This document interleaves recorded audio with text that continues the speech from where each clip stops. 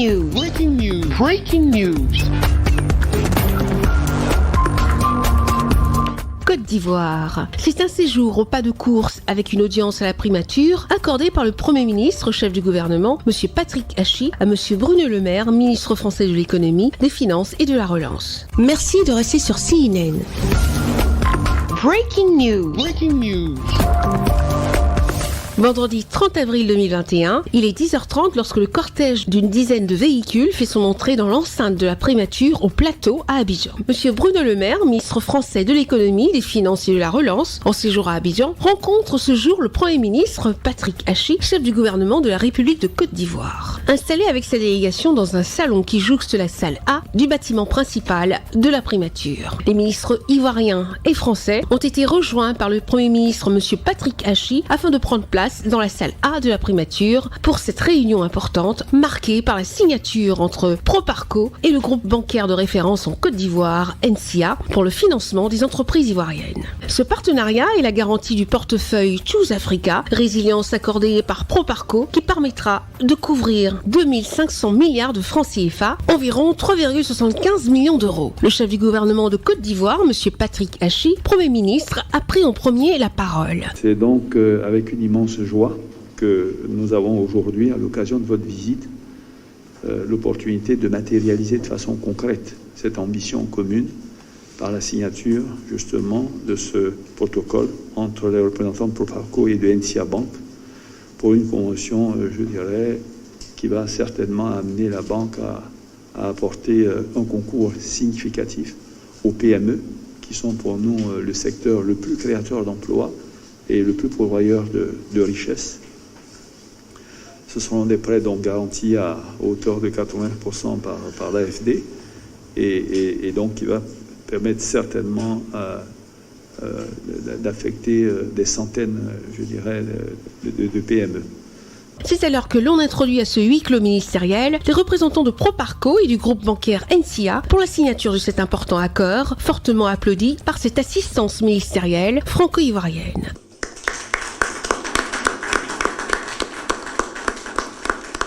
Le ministre français Bruno Le Maire s'est exprimé à la suite de cette signature de ce partenariat, malgré la crise économique mondiale causée par la Covid-19. Vous avez 6,5% de croissance en prévision pour 2021. La France vient d'avoir les chiffres de croissance du premier trimestre, plus 0,4, ce qui nous permet d'avoir déjà une croissance solide pour l'année 2021, et nous gardons l'objectif de faire 5% de croissance en France. Donc nos deux pays vont ressortir forts de cette crise économique. La question, c'est de savoir s'ils veulent ressortir ensemble ou pas. Et notre détermination, c'est évidemment que nous en sortions ensemble. Parce que nous ne sommes pas simplement deux nations amies, je pense qu'il y a des liens de fraternité entre nous. Et que nous avons l'envie de sortir de cette crise avec plus de force, plus de réussite, plus d'emplois pour nos compatriotes. La deuxième raison, c'est que nous partageons la même stratégie. Et je voudrais remercier le Premier ministre de ses explications, de la manière dont il nous a présenté la stratégie économique qu'il défend pour la Côte d'Ivoire, parce qu'il se trouve que c'est exactement celle que nous défendons aussi en France. Donc nous sommes totalement alignés. Nous croyons au secteur privé, nous croyons aux entrepreneurs, nous croyons aux PME, et nous croyons que la valeur doit d'abord se produire sur nos territoires.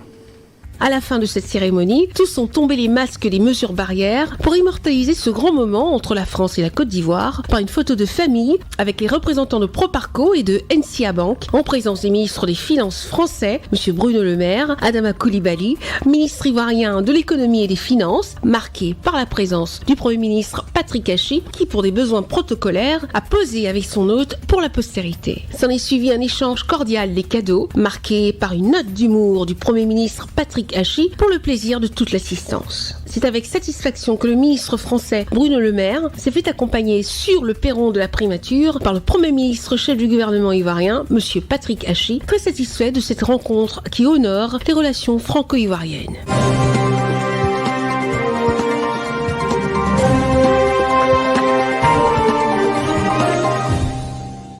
C'est à 14h le jeudi 29 avril 2021 que l'audience accordée au ministre français Bruno Le Maire par son homologue ivoirien des Transports, M. Amadou Koné, a eu lieu en présence des responsables de la compagnie aérienne Air Côte d'Ivoire, des ministres du Budget et du portefeuille de l'État, du ministre de l'Économie et des Finances, ainsi que d'une forte délégation française pour une séance de travail sur les objectifs de la visite du ministre français, M. Bruno Le Maire. L'on peut sans risque de se tromper dire que le ministre des Transports amorce déjà sa mission au sein du gouvernement Patrick Hachi avec pour sujet les travaux d'extension de l'aéroport international Félix Houphouët-Boigny et autres. Le ministre a déroulé l'ordre du jour. Nous avons eu par le passé d'autres offres que nous avons jugées insuffisantes en ce qui nous concerne et nous sommes donc en train de travailler désormais avec le groupe ZTAO qui connaît cet aéroport, qui l'a bâti.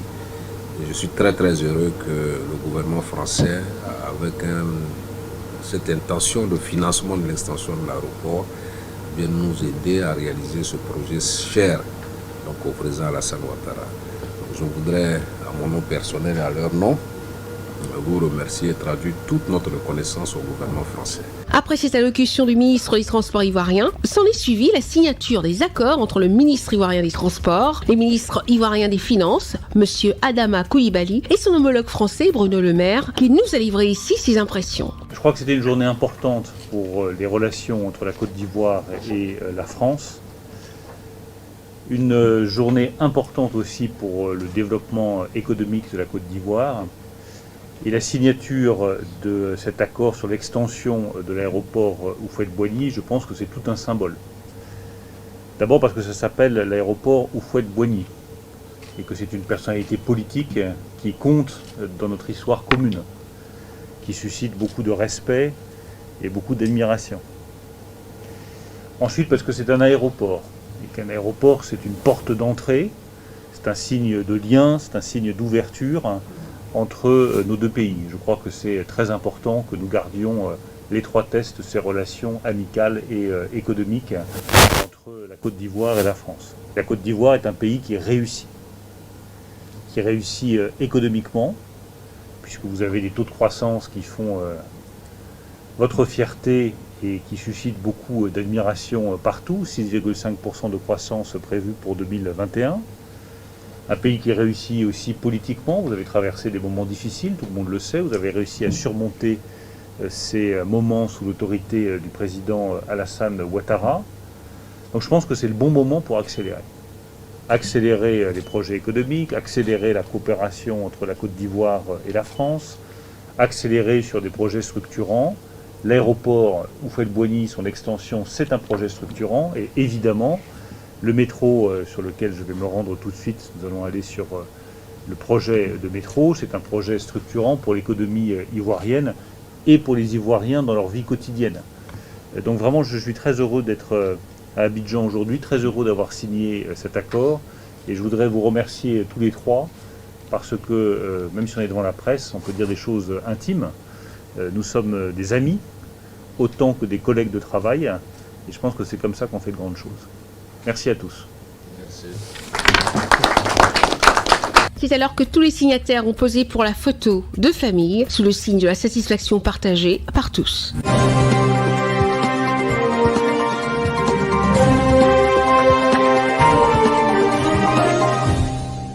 Le Cameroun célèbre, comme partout dans le monde, ce lundi 3 mai 2021, la journée mondiale de la liberté de la presse. L'information comme bien public, c'est le thème retenu par l'UNESCO à l'occasion de ce 30e anniversaire de la Déclaration des droits et libertés de la presse. Cette date sert à rappeler au gouvernement la nécessité de respecter leur engagement en faveur de la liberté de la presse. C'est également une journée de réflexion pour les professionnels des médias sur les questions relatives à la liberté de la presse et à l'éthique professionnelle. Elle vise aussi à apporter un soutien aux médias qui sont des cibles pour la restriction ou pour l'abolition de la liberté de la presse. c'est enfin une journée de commémoration pour les journalistes qui ont perdu la vie dans l'exercice de leurs fonctions. Selon le rapport 2020 de l'ONG Reporters sans frontières, 50 journalistes ont été assassinés en 2020. Sur l'ensemble des journalistes tués en 2020, 84% ont été sciemment visés et délibérément éliminés contre 63 en 2019. Occupant la 135e place au classement mondial de la liberté de la presse 2021 d'après l'ONG Reporters sans frontières, le Cameroun poursuit sa longue marche arrière en matière de liberté de la presse et fait désormais partie des pays les plus dangereux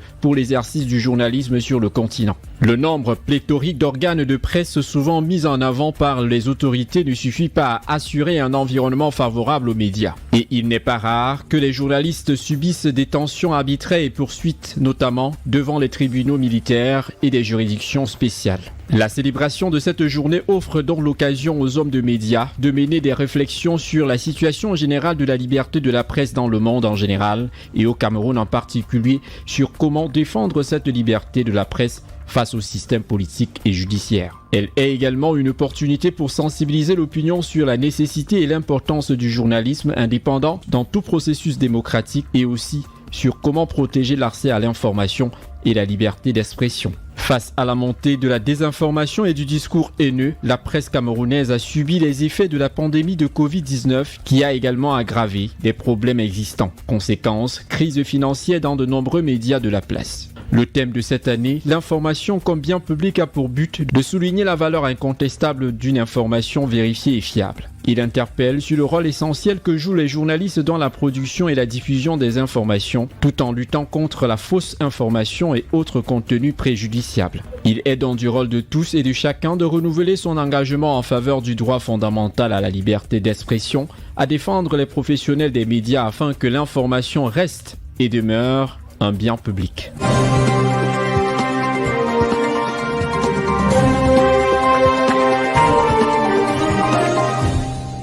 C'est à 12h que le Premier ministre et la délégation ministérielle franco-ivoirienne, installée dans l'une des salles d'audience du Petit Palais de la Présidence de la République de Côte d'Ivoire, attendent l'arrivée du président de la République, son Excellence Alassane Ouattara, qui fait son entrée en saluant dans le strict respect des mesures barrières. Petit échange cordial avec M. Bruno Le Maire, son hôte du jour. Salutations à chaque membre de la délégation française d'abord, comme pour leur dire à quoi bas, ensuite à la délégation ivoirienne conduite par le Premier ministre Patrick Hachi. Après la remise de son livre dédicacé au chef de l'État ivoirien, s'ensuit un huis clos sans l'indiscrétion des caméras. C'est à la fin de ce huis clos que le ministre français Bruno Le Maire, aux côtés du président Alassane Ouattara, du Premier ministre et du ministre des Finances, satisfait de son entretien avec le président de la République de Côte d'Ivoire, Alassane Ouattara s'est exprimé face à la presse nationale et internationale.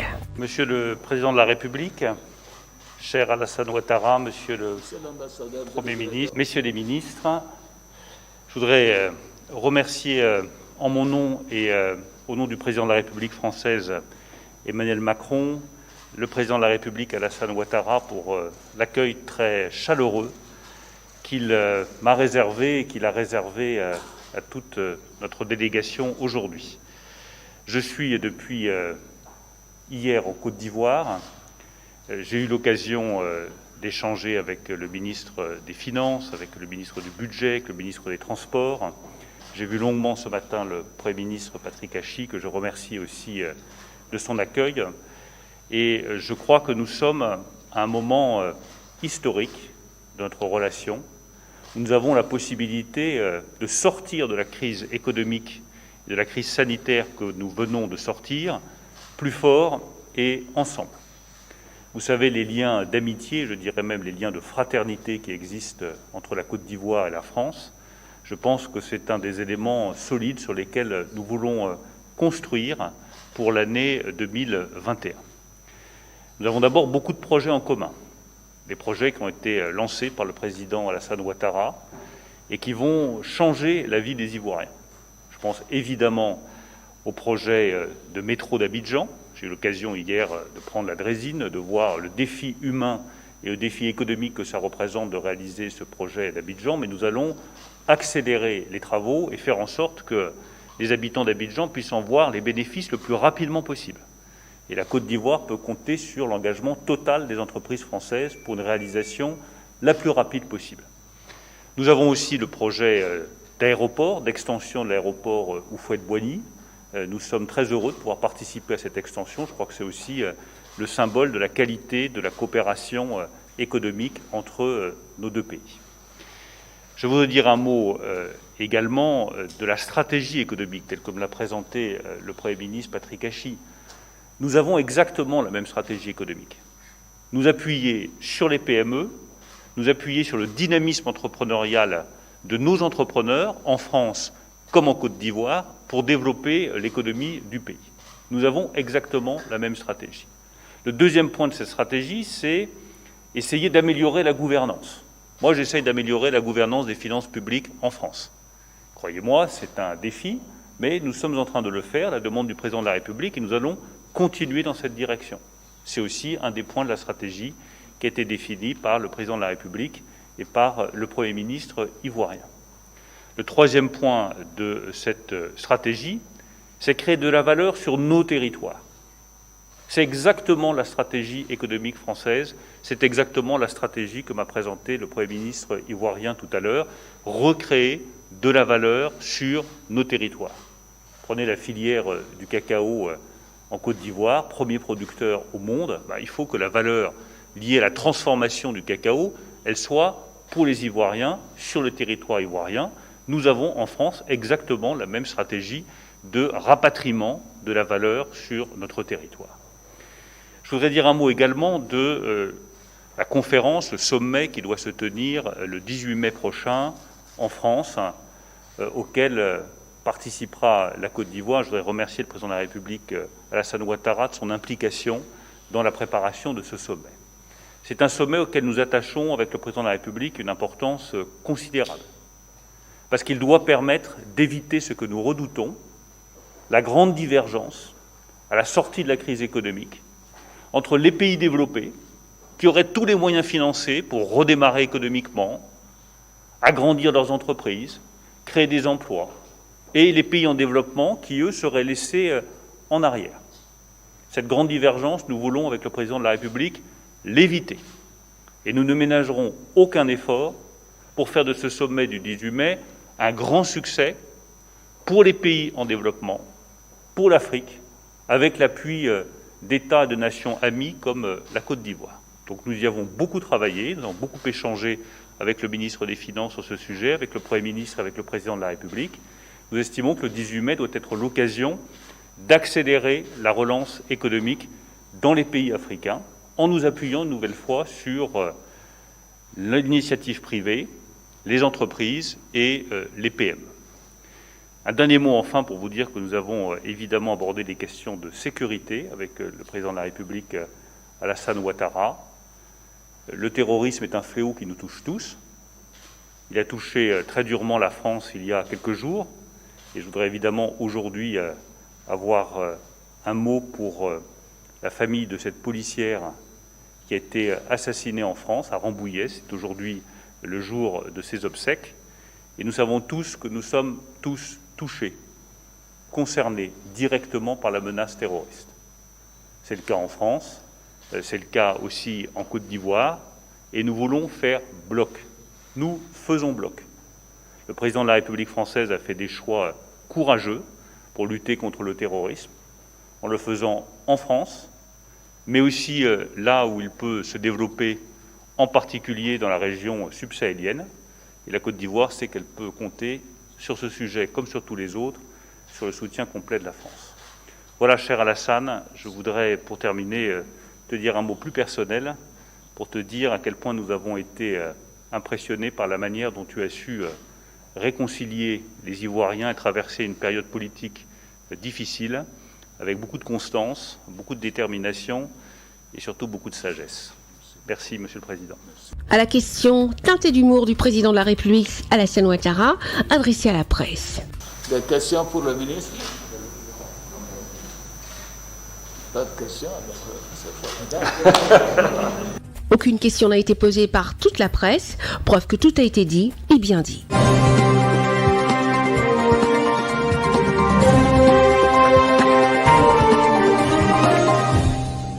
Le programme national d'amélioration et de développement des activités halieutiques, placé sous la tutelle de la Chambre d'agriculture, des pêches, de l'élevage et des forêts, a pour ambition de contribuer à l'émergence durable d'une pêche et d'une aquaculture profitable et capable d'évoluer dans un environnement propice à l'esprit d'entrepreneuriat et à la professionnalisation de cette filière. Créé en 2014, le programme national d'amélioration et de développement des activités halieutiques a été présenté officiellement ce 28 avril 2021 à la Chambre d'agriculture, des pêches, de l'élevage et des forêts du Cameroun en présence de plusieurs acteurs de ce secteur d'activité. Ce programme, dont la mutation en unité opérationnelle est en étude, entre en droite ligne dans la politique de vulgarisation et de promotion des programmes, projets et activités de la Chambre d'agriculture, des pêches, de l'élevage et des forêts du Cameroun. Une politique mise sur pied par le nouveau président de la dite Chambre, Martin-Paul Minjos. La Chambre a une vocation de formation de par ses statuts. Donc, la Chambre doit assurer la formation de ses ressortissants. Et dans ce cadre-là, les dispositions de ces statuts prévoient qu'il peut créer des unités opérationnelles. Donc, comme unité opérationnelle dans le secteur de la pêche, il y a un ancien projet qui a été transformé, que vous appelez NADA. Alors donc, le rôle de ce projet, que nous sommes en train de revoir d'ailleurs, c'est d'accompagner donc tous les ressortissants du secteur de la pêche dans leurs activités, notamment en matière de formation, d'accompagnement et d'encadrement. Donc, évidemment en accord avec la tutelle technique qui, sur ce plan-là, est le MINIPIA. Donc, l'objet du projet, donc, c'est d'apporter cette assistance-là, cet encadrement, ces formations, afin que l'activité se développe. Parce que, comme vous le savez, plus ils seront formés, c'est-à-dire que ceux qui veulent faire dans l'activité de pêche, plus ils vont prendre des initiatives pour promouvoir davantage l'activité. Et comme ça, ils vont produire davantage pour, nous l'espérons, agir sur la balance commerciale qui est déficitaire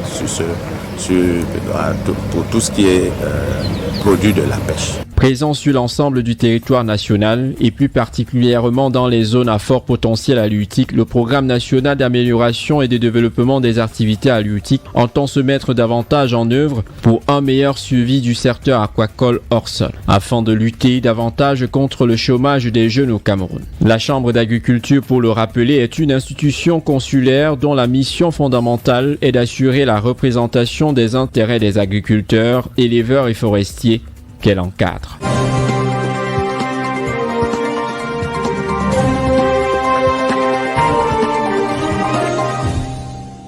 C'est à 14h le jeudi 29 avril 2021 que l'audience accordée au ministre français Bruno Le Maire par son homologue ivoirien des Transports, M. Amadou Koné, a eu lieu en présence des responsables de la compagnie aérienne Air Côte d'Ivoire, des ministres du budget et du portefeuille de l'État, du ministre de l'économie et des finances, ainsi que d'une forte délégation française pour une séance de travail sur les objectifs de la visite du ministre français, M. Bruno Le Maire. L'on peut sans risque de se tromper dire que le ministre des Transports amorce déjà sa mission au sein du gouvernement Patrick Hachi, avec pour sujet les travaux d'extension de l'aéroport international Félix Houphouët-Boigny et autres. Le ministre a déroulé l'ordre du jour. Nous avons eu par le passé d'autres offres que nous avons jugées insuffisantes en ce qui nous concerne et nous sommes donc en train de travailler désormais avec le groupe ZAO qui connaît cet aéroport, qui l'a bâti.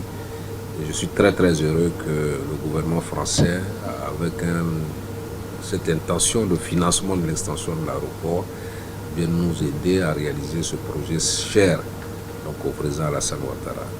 Je voudrais, à mon nom personnel et à leur nom, vous remercier et traduire toute notre reconnaissance au gouvernement français. Après cette allocution du ministre des Transports ivoirien, s'en est suivi la signature des accords entre le ministre ivoirien des Transports, les ministres ivoiriens des Finances, M.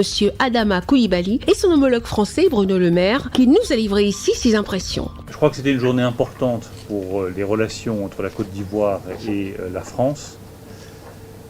Une journée importante aussi pour le développement économique de la Côte d'Ivoire. Et la signature de cet accord sur l'extension de l'aéroport Houphouët-Boigny, je pense que c'est tout un symbole. D'abord parce que ça s'appelle l'aéroport Houphouët-Boigny et que c'est une personnalité politique qui compte dans notre histoire commune, qui suscite beaucoup de respect et beaucoup d'admiration.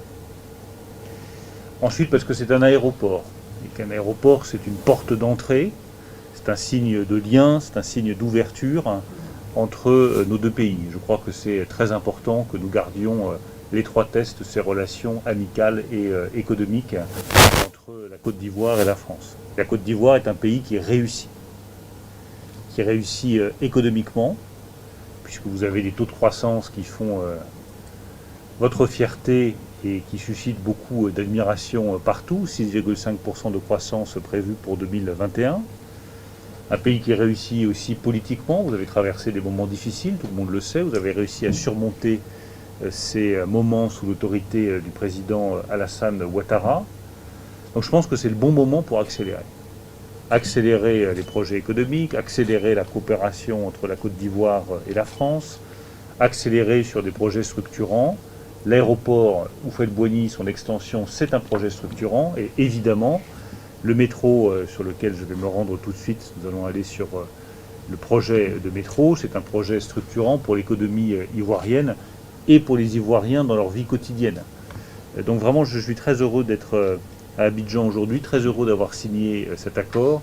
Et je voudrais vous remercier tous les trois, parce que même si on est devant la presse, on peut dire des choses intimes. Nous sommes des amis, autant que des collègues de travail. Et je pense que c'est comme ça qu'on fait de grandes choses. Merci à tous. Merci. C'est alors que tous les signataires ont posé pour la photo de famille, sous le signe de la satisfaction partagée par tous.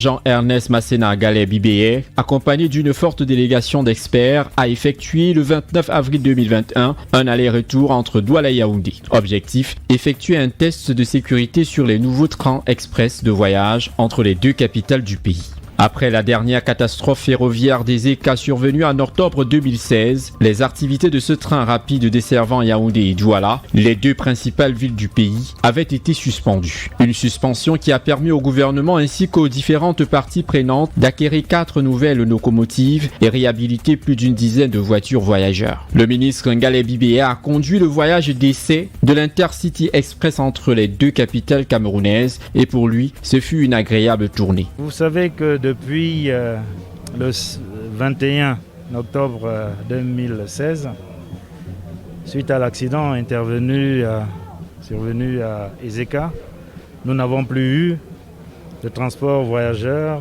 du train express.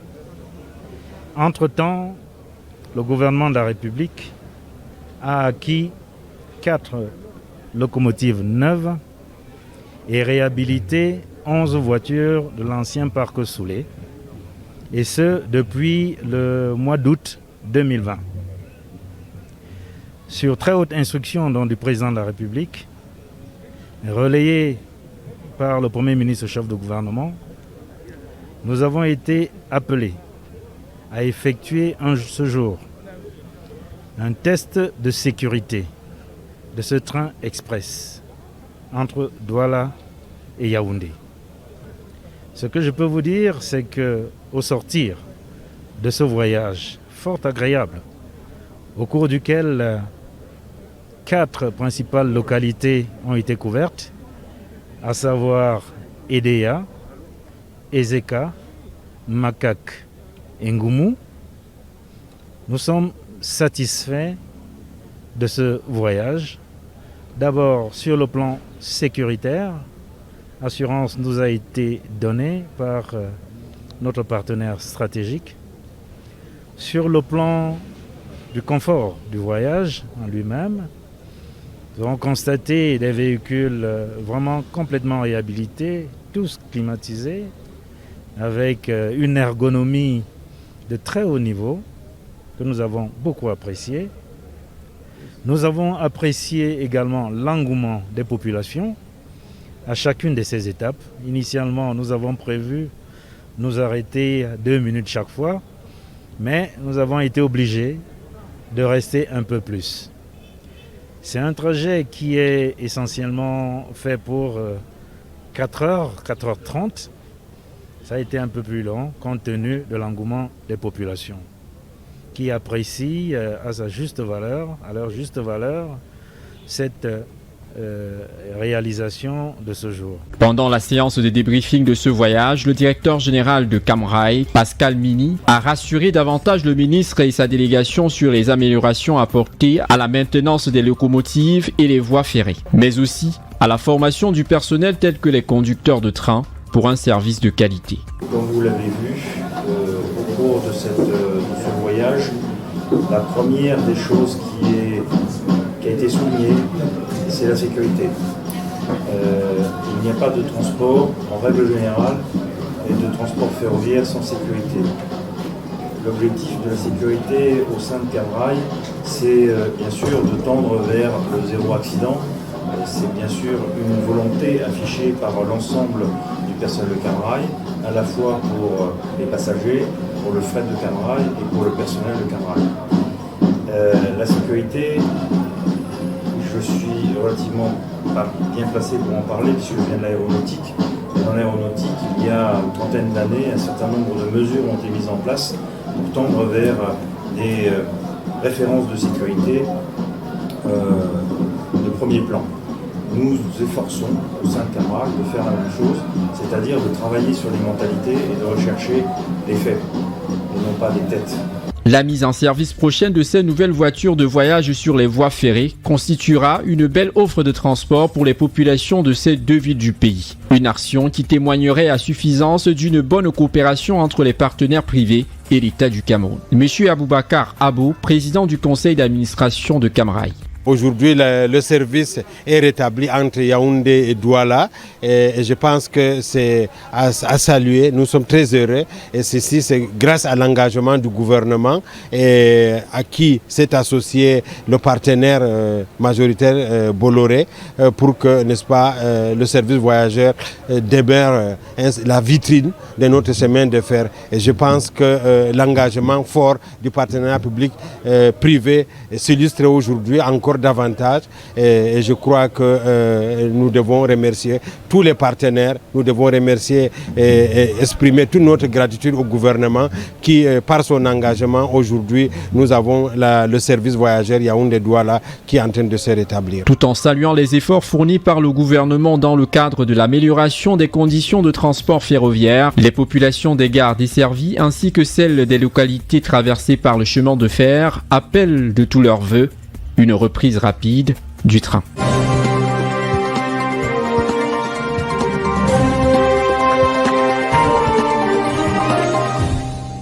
Le ministre délégué à la présidence chargé du contrôle supérieur de l'État, Rose Mba-Acha Fomundan, a reçu en audience ce 23 avril 2021 son Excellence Volkan Iziksi, ambassadeur de Turquie au Cameroun. Objectif de cette rencontre, la réactivation de la convention de partenariat signée en 2014 entre les services du contrôle supérieur de l'État et la Cour des comptes de Turquie. Volkan Iziksi, ambassadeur de Turquie au Cameroun. On a passé en revue les relations existantes entre les deux institutions, surtout les questions d'audit et contrôle des dépenses de l'État, parce que ce sont des sujets cruciaux pour le bon fonctionnement d'un État.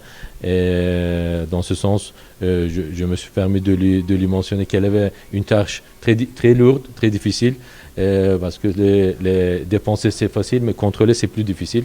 Donc elle est très acharnée dans son travail. Nous, en tant que pays, je lui ai mentionné qu'on était prêts à coopérer pour un échange de points de vue, d'expérience et de connaissances mutuelles. Même si aucune activité n'a été engagée de façon officielle depuis la signature de cette convention, les deux institutions envisagent également un échange d'expériences, de bonnes pratiques en matière d'audit, mais aussi et surtout le renforcement des capacités des auditeurs camerounais à travers une série de formations. We actually have not carried out any activity as yet, but as I discussed with the ambassador, he's going to make sure we activate that partnership agreement, and that partnership agreement was in order to could share and exchange ideas.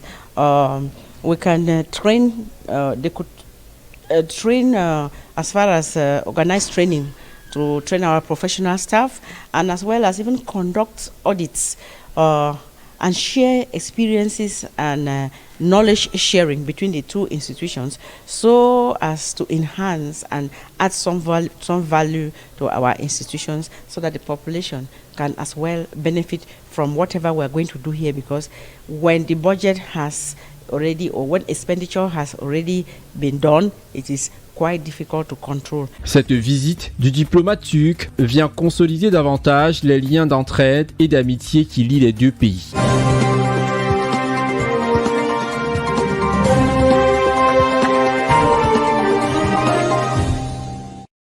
Nous sommes à la gare ferroviaire Sitaraï de Treichville à Abidjan ce jeudi 29 avril 2021. Il est 16h lorsque la locomotive avec à son bord le ministre français de l'économie, des finances et de la relance, M. Bruno Le Maire, qu'accompagne une forte délégation ministérielle française et ivoirienne dans le cadre de l'accélération de la croissance économique et de se rassurer des travaux de coopération à l'exemple du métro d'Abidjan et de l'emblématique aéroport Félix Houphouët-Boigny, comme il nous l'explique. Bien, bonjour à tous, je suis très heureux de faire le point avec vous après une journée dense, ma première journée en Côte d'Ivoire, à Abidjan, que je suis très heureux de retrouver. Vous connaissez mon attachement au continent africain en général et à la Côte d'Ivoire en particulier. J'ai eu un certain nombre d'entretiens aujourd'hui avec le ministre de l'économie et des finances, avec le ministre des Transports, avec le ministre du Budget, avec le ministre de l'Équipement. Et j'aurai demain 2 entretiens importants, le premier avec le Premier ministre et le second avec le président de la République, Alassane Ouattara, qui me fait l'honneur de me recevoir demain, ce dont je me réjouis. Les messages que je suis venu faire passer ici en mon nom et au nom du président de la République française sont très simples. D'abord, je suis ici pour accélérer la coopération économique entre la France et la Côte d'Ivoire. Nous avons des chantiers majeurs que nous avons mis sur pied ensemble, qu'il faut maintenant réaliser et sur lesquels je suis venu m'assurer que les choses avançaient bien, c'est le cas. Il y a 2 grands projets qui sont totalement structurants. Le premier, c'est évidemment le métro d'Abidjan, qui va changer la vie quotidienne des habitants d'Abidjan et changer la vie quotidienne de millions d'Ivoiriens. Ça va faciliter leur vie, ça va aider au développement économique. Je pense que c'est aussi des très belles perspectives, en particulier pour la population jeune d'Abidjan. Donc je me réjouis que les travaux soient engagés, que nous ayons maintenant un calendrier, des perspectives. C'est toujours un chantier difficile de réaliser un nouveau métro, surtout en zone dense, surtout au cœur d'une ville. C'est un magnifique défi et je suis certain que les Ivoiriens réaliseront ce défi dans les délais qu'ils se sont fixés. Le deuxième grand projet, c'est l'aéroport. Nous nous félicitons que la Côte d'Ivoire ait choisi la France pour réaliser l'extension de l'aéroport Houphouët-Boigny. Je l'ai dit tout à l'heure, c'est un symbole. D'abord en raison du nom de l'aéroport. Houphouët-Boigny est une personnalité unanimement respectée en France comme en Côte d'Ivoire. Et ensuite parce que c'est le signe du développement économique de la Côte d'Ivoire. Quand on étend un aéroport, c'est qu'on est capable de se développer économiquement et c'est qu'on enregistre des succès économiques. C'est le cas de la Côte d'Ivoire qui a réussi à tenir le choc économique l'année dernière, 2% de croissance, et qui a devant elle des vraies belles perspectives de croissance, 6,5% de croissance devant elle. Je crois que c'est le signe du succès de la politique économique qui était engagée par le président Ouattara. Au sujet de ces différentes rencontres avec le ministre des Transports, des difficultés rencontrées sur le terrain, des échanges avec le ministre des Finances, M. Bruno Le Maire, donne ici son sentiment sur ces différentes rencontres avec ses homologues ivoiriens. Oui, j'ai fait un point précis, et notamment avec le ministre des Transports. La difficulté, vous la connaissez tous. Il suffit de prendre la drésine, de traverser la ville d'Abidjan pour voir la première difficulté. La première difficulté, c'est qu'il faut faire des expropriations ou des déguerpissements, employez le mot que vous préférez. C'est évidemment des choses qui sont très difficiles, ça demande du temps. Et le ministre des Transports m'a indiqué qu'effectivement, il faudrait quelques mois avant que ces déguerpissements puissent avoir lieu, que les expropriations puissent avoir lieu. C'est la première difficulté, elle est évidemment très importante. La deuxième difficulté, c'est qu'il y a aussi des entreprises autour. des entreprises dont il faut garantir l'activité. Certaines entreprises embauchent 300, 400, 500 personnes. Vous ne pouvez pas dire du jour au lendemain, on ferme l'entreprise, les salariés vont trouver un emploi ailleurs parce qu'il y a le métro d'Abidjan qui va passer. Donc c'est normal que ça prenne du temps. Simplement, nous avons en 2021 une occasion unique d'accélérer le projet. Et je crois que ce que je retiens de mes échanges avec le ministre des Finances, avec le ministre des Transports, c'est la détermination totale du gouvernement ivoirien à accélérer le projet du grand métro d'Abidjan. C'est une excellente nouvelle. Je crois que c'est le bon moment pour le faire. 2020 était une année économique très difficile. Ça a été aussi une année politique compliquée pour la Côte d'Ivoire. 2021 est une année de redressement économique, de relance. Donc c'est le bon moment pour accélérer les travaux. Face à la presse nationale et internationale, convaincu des propos du ministre français Bruno Le Maire, qui en compagnie de sa délégation a quitté les lieux et apprécié la ville d'Abidjan et les difficultés effectives qu'il y a à faire déguerpir certains riverains dans l'optique de l'avancée du métro d'Abidjan, sans omettre de féliciter le président Alassane Ouattara pour sa vision de développement rapide de la Côte d'Ivoire.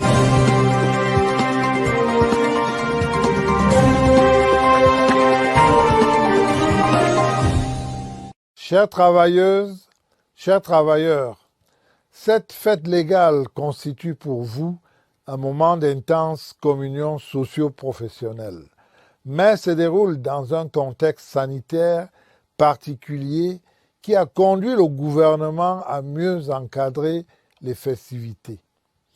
Le président de la République, s'adressant à la nation en mai dernier, déclarait à propos de cette problématique et des enjeux qui nous interpellent désormais, je le cite, « Nous nous trouvons aujourd'hui en face de nouveaux défis liés à la forte baisse des places boursières, à la chute des cours des matières premières et à un fort ralentissement imprévu de nos échanges commerciaux. La pandémie du coronavirus a donc un impact négatif sur l'économie mondiale, ainsi que sur la nôtre. Il nous faudra, bien sûr, retrouver plus tard le chemin de la croissance, tout en veillant à ce que, pendant cette période d'incertitude et de difficulté, les emplois soient préservés dans la mesure du possible. » Fin de citation. Au plan social, en effet, cette fâcheuse situation a notamment perturbé de façon dommageable le fonctionnement des entreprises et porté préjudice à la santé de certains travailleurs et de leurs familles. Cependant, les mesures de soutien prises par le gouvernement ont permis au monde du travail de renforcer la résilience avec un redémarrage progressif de l'activité socio-économique. Je voudrais ici, tout en vous encourageant à poursuivre le travail dans ce contexte, féliciter toutes les travailleuses et tous les travailleurs qui observent et font observer les mesures barrières. Je voudrais féliciter tous ces partenaires sociaux qui se mobilisent à la tête des entreprises pour en finir avec cette pandémie et préserver les emplois. Nous avons évidemment une pensée pour ceux qui nous ont quittés. Chers partenaires sociaux, chères travailleuses, chers travailleurs, nous devons désormais plus qu'hier trouver les solutions pour bien résister et mieux préparer l'avenir. Les entreprises doivent ainsi donner aux structures de santé et de sécurité au travail la place et le rôle qui leur reviennent.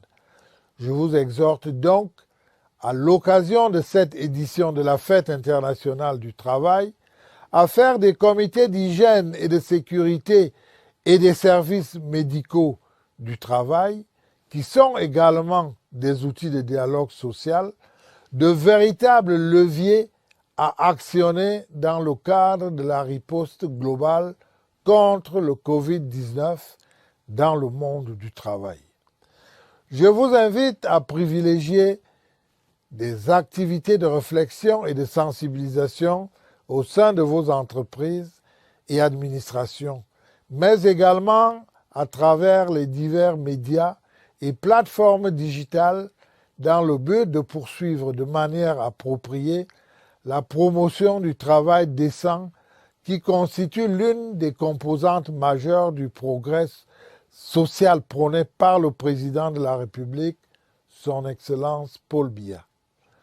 Nous allons donc continuer, tous ensemble, chacun à sa place et en ce qui le concerne, à agir de manière responsable et exemplaire dans le sens d'une synergie globale visant à promouvoir la santé au travail, car notre rêve commun, notre ambition collective, notre engagement partagé doivent être de construire un monde solidaire et en bonne santé.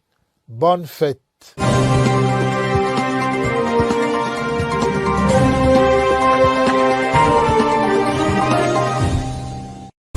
En effet, la France est le partenaire avec lequel le Gabon a le plus perdu dans le cadre de ses échanges en matière de commerce international. Entre 2011 et 2020, le déficit commercial cumulé pour le pays d'Afrique centrale dans ce contexte est de 5,12 milliards de dollars, soit environ 2785 milliards de francs CFA au coût actuel du dollar américain. Le pic de l'excédent français sur son partenaire africain a été atteint en 2011, lorsque le Gabon s'est retrouvé avec un déficit commercial de 926 millions de dollars américains. Il est à noter que si la France est le premier fournisseur des biens importés au Gabon, elle se classe au-delà de la 7e position pour ce qui est de l'achat des produits gabonais. Toutefois, depuis 2014, on note un recul de ce déficit. Il est en effet passé de 736 millions de dollars américains à 336,3 millions de dollars américains selon les mêmes sources. On relève aussi qu'au-delà de ce déficit direct, des acteurs français du commerce international réalisent des marges via leurs filiales basées en Côte d'Ivoire. Ce pays est en effet le deuxième pays partenaire avec lequel le Gabon a le moins gagné,